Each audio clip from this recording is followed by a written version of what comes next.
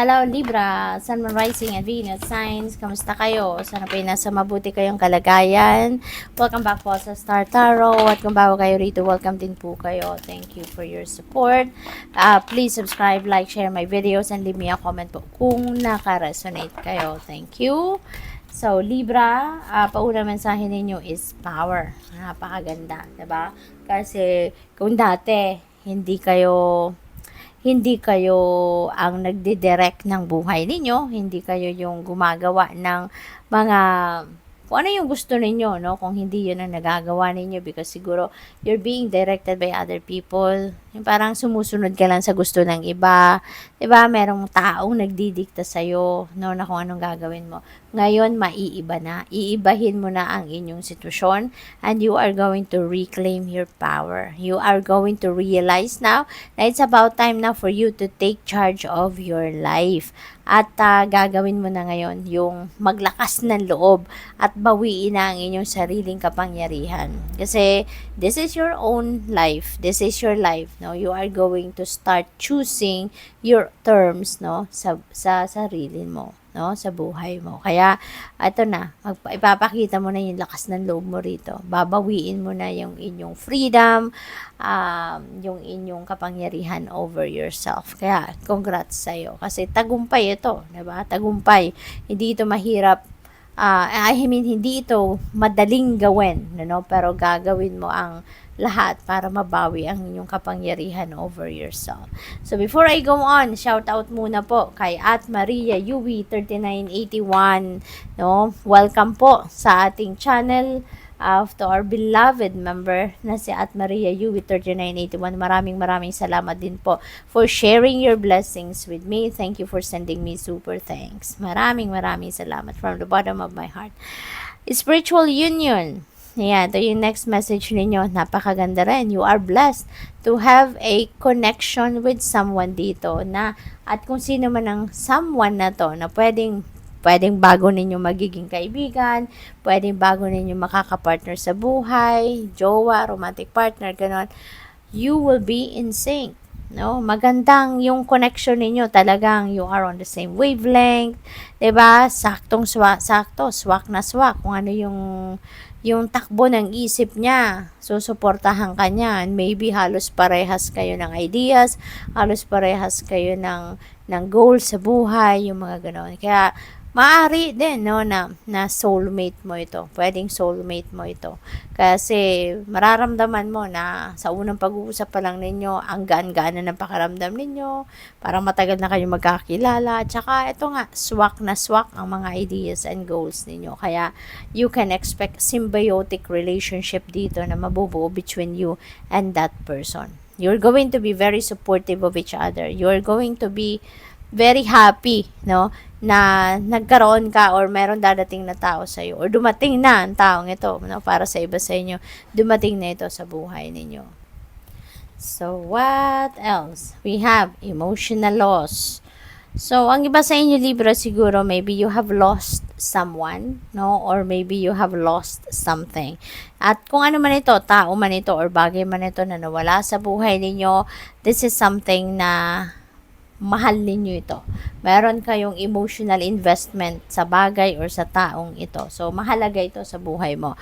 Maaring loved one mo to, no? Maybe if you have lost someone dito, baka ano mo to, mahal sa buhay, no? Kapamilya, or kaya best friend ninyo, someone very dear to you, someone very close to your heart, no? Ang maaaring nawala sa buhay ninyo. Kaya maaaring talagang hanggang ngayon mabigat pa rin sa loob ninyo. Hanggang ngayon siguro parang hindi pa ninyo matanggap ang nangyari, nawala na ang taong ito sa buhay ninyo, no? Or kung kunyari, pwede rin na bagay ito, no? Maybe there is something na napakahalaga sa inyo, napaka-importante sa buhay ninyo na pwedeng nawala. Pwedeng may kumuha or pwedeng nawala ninyo, something like that. But isa lang ang ibig sabihin niyan, Libra, no? Na if you have lost someone or if you have lost something at this point, ano lang yan, ibig sabihin yan that doesn't belong to you anymore. You know? Tapos na ang inyong misyon sa taong ito. Tapos na ang inyong misyon sa bagay na ito or sitwasyon na ito. Kasi otherwise, kung it is meant to stay sa buhay ninyo for a longer period of time, di sana nandiyan pa siya. Or sana nandiyan pa kung ano man ang bagay or sitwasyon na yan. Diba? Kaya, it's a matter of time, time will come. The right timing will come. At matatanggap mo din yon, no? Healing takes time talaga. Diba? Kaya, ipagdadasal mo din, tulungan mo din ang sarili mo na pagaanin na ang kalooban mo. Magdasal ka, ask for God's guidance and enlightenment, no? Para ma-accept mo na. Time will come, no? Nakapag-ready ka na, matanggap mo na kung ano ang nangyari. Okay? So, what else? We have Live Your Joy. Thank you, angels, for supporting me as I follow my joy. Ayan. So, eto na. Diba? Maybe it's about time now for you, no, to forgive yourself as well. And also, panahon na siguro na talagang matanggap mo na ganito talaga sadyang ganun ang buhay. Some things talaga doesn't last. Diba? May mga bagay or tao or situations, no, na meron lang talagang hangganan sa buhay natin, hindi ba? Kaya, maaaring yun na ngayon ang kailangan ninyong gawin, no? Na unti-unti matanggap nyo na, no? At unti-unti, live your joy. Kasi you also deserve, 'di ba, to be happy. 'Di ba? You also deserve to be happy even without those important things or important people sa buhay ninyo. Okay? What else? We have focus your mind.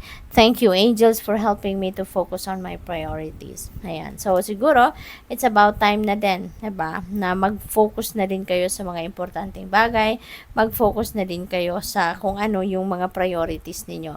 Maybe it's also about time na para pagmuni-muni pag-isipan ninyo what my priorities are. What are the things that I need to do first or prioritize sa buhay ninyo. Okay? Maybe kailangan na ninyo na i-re-evaluate ang inyong sitwasyon. Okay? Yung ganun. So, what else? We have the miracle of nature.